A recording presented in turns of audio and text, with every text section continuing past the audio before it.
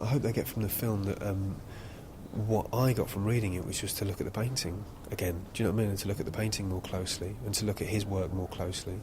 I hope they get a good story out of it and a good kind of whodunit out of it as well. You know, because I think if it doesn't work on a level of entertainment, then it doesn't work, because that's what movies do. You know, from Buster Keaton to Peter Green, if it's not entertaining, then it has failed to a degree. You know, because it's not a lecture we're giving, or it's not a kind of treatise.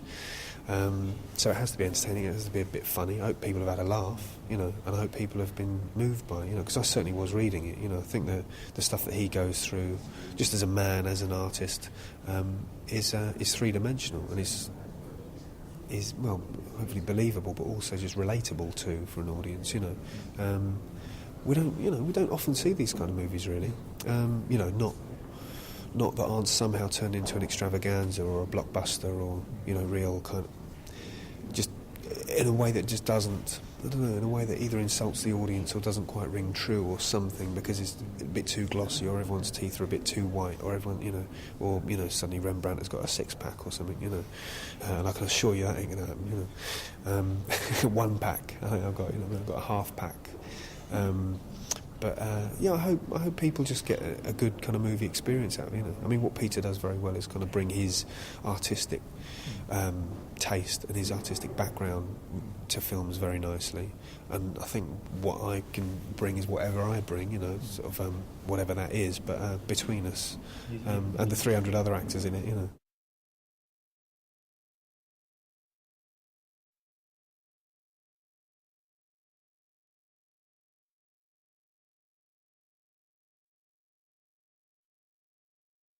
Through my agent, and she told me that it was being made, and I was away filming out of the country at the time in Canada, and she sent me a script of Night Watching, which I read. It took me a while to read.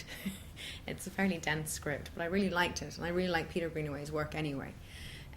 So I was sort of interested straight off the bat, really.